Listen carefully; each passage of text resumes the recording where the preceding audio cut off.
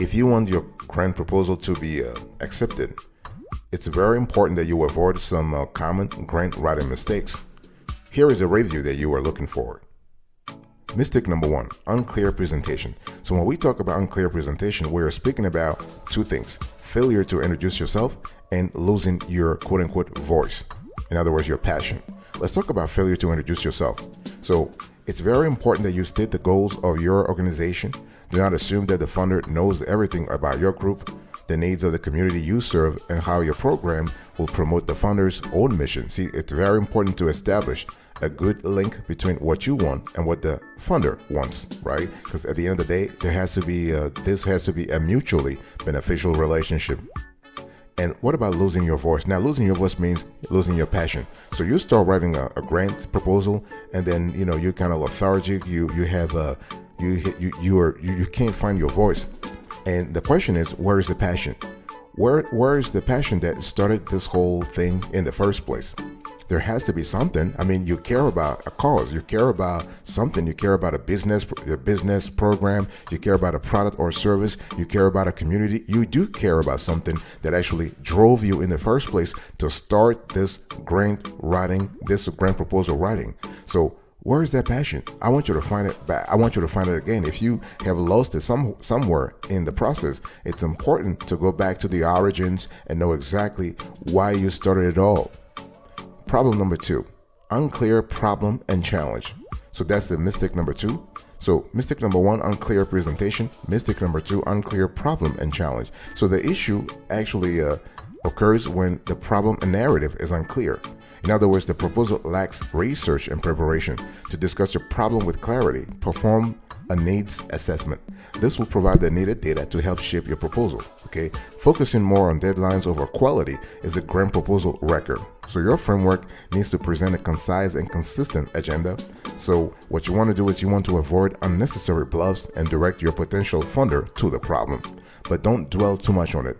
Make sure also to show your potential funder your step-by-step actions to address the problem. Okay, so basically this gives your funder a better perspective of your goal. And remember, a change is not going to come right away. Do not actually make very idealistic assumptions or kumbaya sort of assumptions in your grant proposal. No, be very objective, be rational, and don't engage in those sort of dreaming. If we do this, we are going to change the whole world. We're going to change the whole community. No, I want you to be realistic here, and this will help you a lot.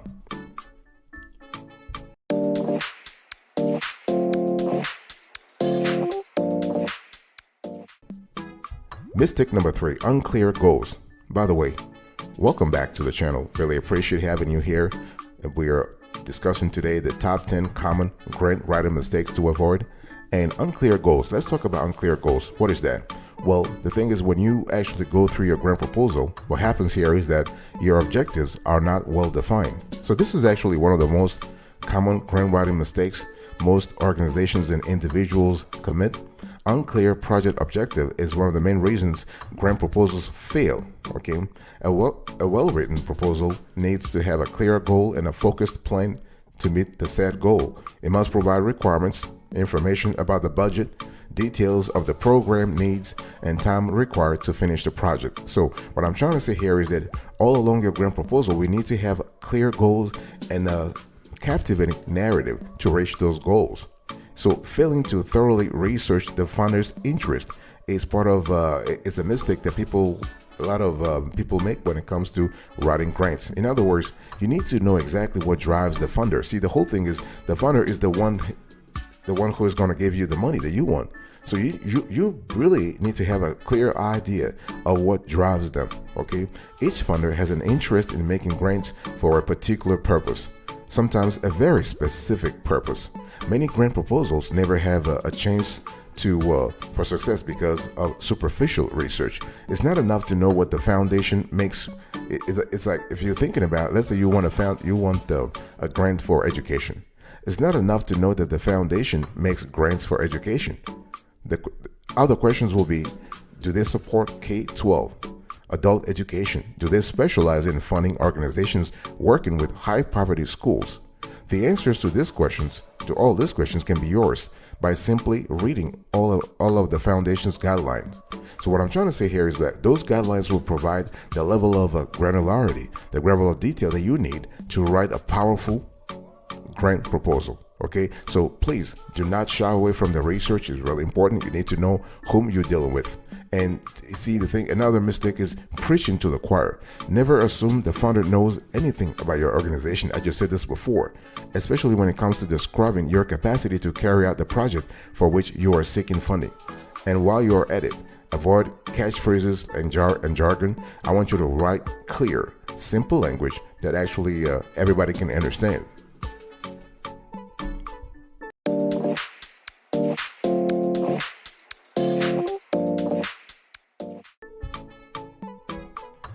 Mistake number 4, non-compliance. I just want to quickly remind all our viewers of today's topic. We are talking about the top 10 common grant writing mistakes to avoid at all costs if you want to be approved.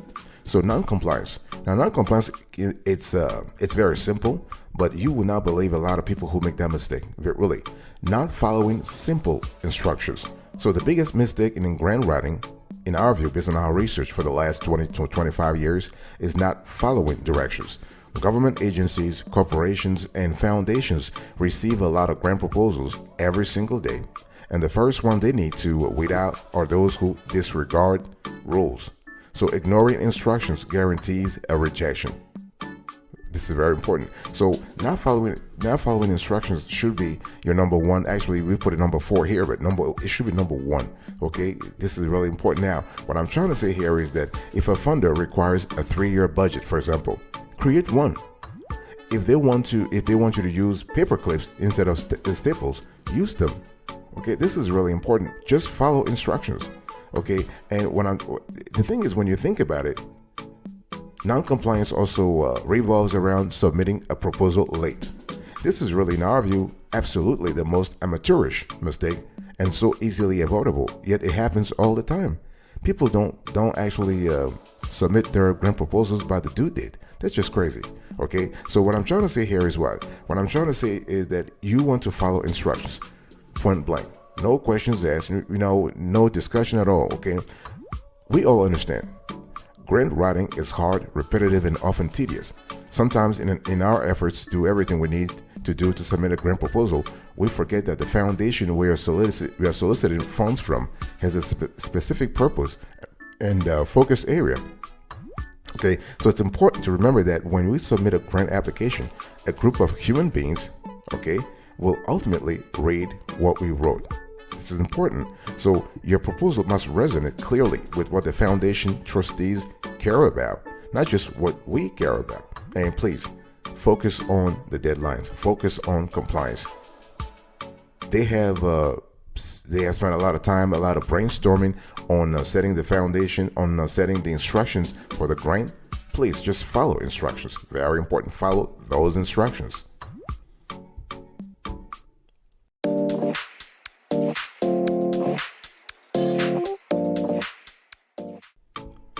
Mistake number 5, unclear evaluation. Now, this is a biggie. I mean, this is really important, and we really need to spend some time on this. Lack of evaluation means what? No funder will provide grants to organizations or individuals unsure if they will succeed or not. Make sure your evaluation meets the individual funder's requirements by following through on your project. In other words, you're not just writing a grant. You are writing a proposal, actually, not a grant proposal, a grant proposal. You're not just writing a grant proposal. You are basically writing a copy that needs to convince the funder that you are going to succeed in your initiative. See, the whole thing is, it's not about just being idealistic or being overly optimistic.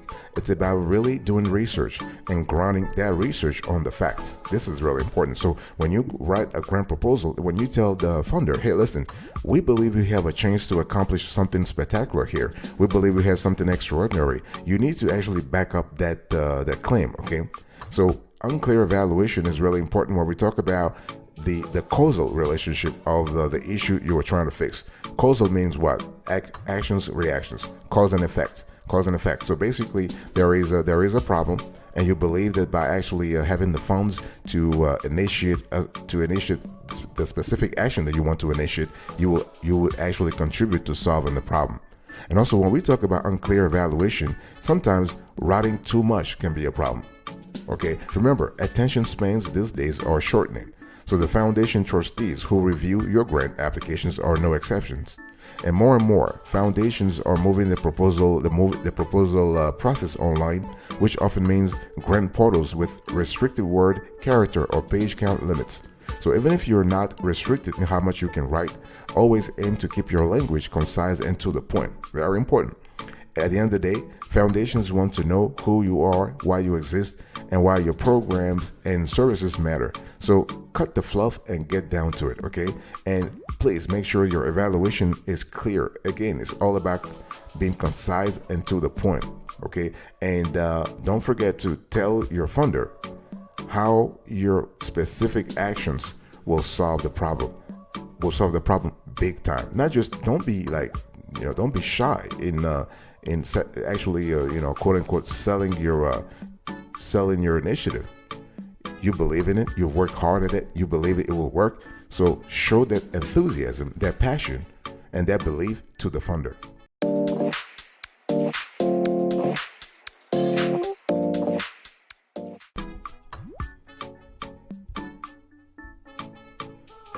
Mistake number 6, incomplete application. By the way, I want to quickly remind everybody of today's topic. We're speaking about the top 10 common grant writing mistakes to avoid. So incomplete application is mistake number 6. So incomplete or missing answers to application questions.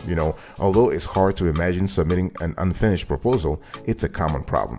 If you haven't answered what the grantor asks or want to know on your project, your application will not move to the next level. Let me repeat that. It will not move. Don't believe that you can just skip certain questions and everything will be fine. Remember, you're not the only person or organization submitting this grant proposal. I mean, they have gazillions of proposals to rate. I'm talking about the trustees or the reviewers. So they have no time actually looking at those proposals that do not comply with the basic requirements. Okay, so the funder may remove your proposal immediately from the competition without even reviewing the entire documents. So to avoid this mistake, review the funding guidelines and make sure that you actually fill out all the pages on the proposal application. Mistake number 7, unclear staff roles.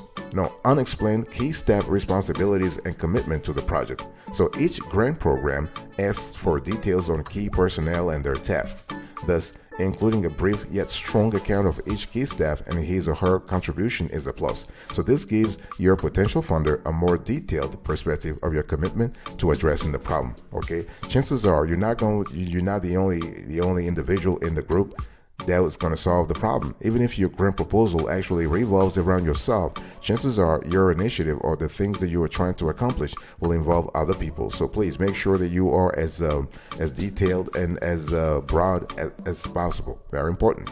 And so when we talk about unclear staff roles, we also talk about focusing the proposal on the needs of your organization. Keep in mind that a funder's goals are achieved not when you make payroll, but when you deliver the service your nonprofit provides to the people who need it. So don't ask for, say, $10,000 to prevent your food bank from having a deficit. Ask for $10,000 to feed 7,000 people. Even if you're asking for operating support, be sure to include how your nonprofit will do more for more people by receiving the grant you are requesting.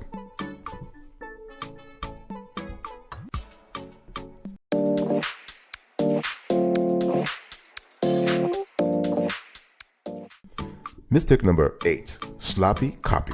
This is really so, it's crazy, but it happens all the time too. So use of abbreviations, buzzwords, and or jargons, don't do that. While they may seem common because you use them every day, remember, if you have a few foreign reviewers, they may actually not be familiar with with that terminology. Okay, and this, if you include those, you actually run the risk of reducing your success rate.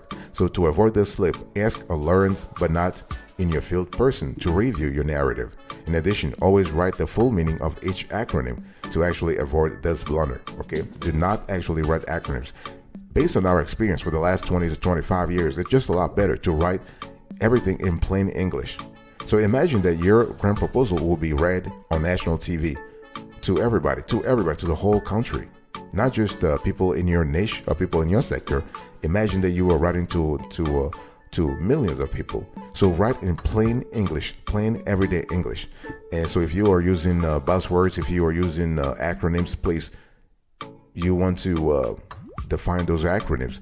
Again, it doesn't matter if you believe the foundation knows already what you're working on, because again, you never know who's going to review your grant proposal in the end. So when we talk about sloppy copy, we're also talking about careless editing. So, the thing is, you are just like, hey, listen, yeah, you just write your grant proposal and you're not, at a minimum, use the spell checker in Microsoft Word or the program you're using, Google Docs or whatnot. So pity the poor program officer who has to read 600 to 1,000 grant proposals on the same topic. How do you think he or she will feel when he or she has to reread your sentences because of typos and grammatical errors? Okay, so one thing I want to say here is you want to keep the reviewer on your side. Spell check and then go a step further with the grammar checking program. Okay, this is really important. We have Grammarly, we have a lot of programs of this nature on the market. Okay, but again, and you can also try, if possible, to have a friend proofread the whole thing. It's really, it's important to go as granular as possible.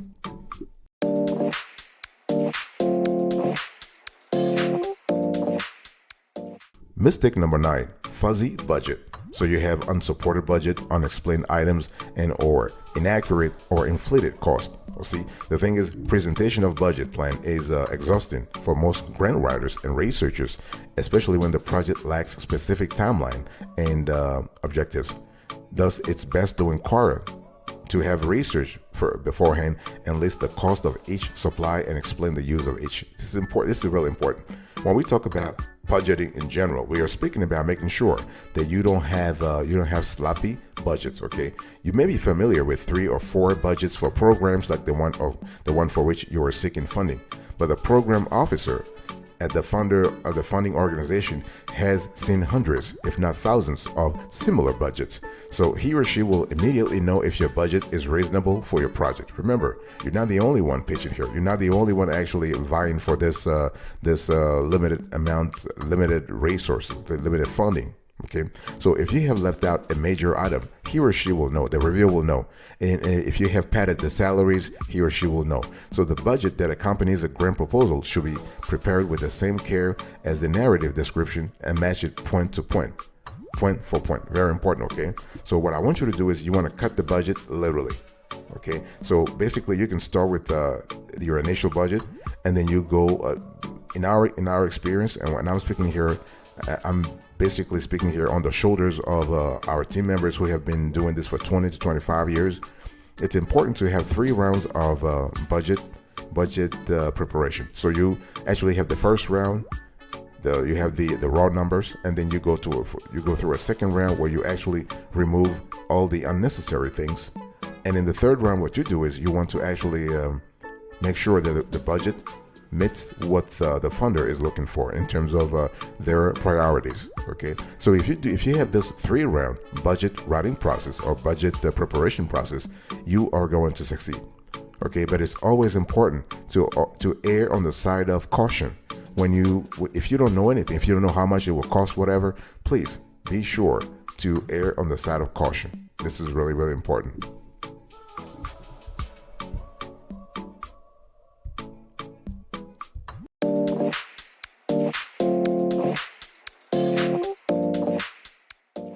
Mistake number 10, absent request. So when we talk about absent request, there are 3 things that we have seen in our experience. You have unaddressed "so what" question, not asking for the money, and asking for the wrong amount. You might be thinking this is like so basic, but a lot of folks, and I'm talking hundreds of thousands of people, make this mistake all the time over the years, of course. So what is unaddressed "so what" question? So the thing is, at the start of the narrative, you want to show grantors why they should fund your project. So by answering "so what" question, you are speaking of the worth of your request. See, this is important. Your proposal may be practical and perfect and involves an all-star team. Yet if reviewers cannot see its impact, you still risk your chances of getting the funds, okay? And not asking for the money. You wouldn't believe how many people forget to include the amount of the grant they are seeking in their proposal. The people at the foundation are not mind readers. So I want you to be explicit, usually in the very first sentence or two, about how much money you would like them to give you. Okay, this is what it is. Do not actually bury the numbers on the 5th page of the grant or grant proposal or the 10th page or whatnot. No, on the very first page, in the very first sentence or 2 sentences, you want to put the numbers right then and there. That way, they cannot actually miss it. They really can't miss those numbers. Remember, I spoke earlier about people's attention span nowadays being very limited, so it's important to actually, for the first 5 to 10 minutes where the reviewers are still interested in your project, you want to grab their attention and keep it for a long time. And once you grab their attention, you want to include the numbers that really matter for the initiative you are trying to push forward. Okay, and asking for the wrong amount is also a mistake. Basically, in your research, you should determine what size grants the funder has made to organizations similar to yours. So when you look at the list of grants that funders have made in the past, you will see that most funders have a number they seem fond of. Asking for substantially less or more than their typical grants will end in failure. So this is really, really important. You want to do the research. Please collect intel about the foundation and their funding for similar programs in the past, and make sure that you are always around the average. You are always around the ballpark. Very important.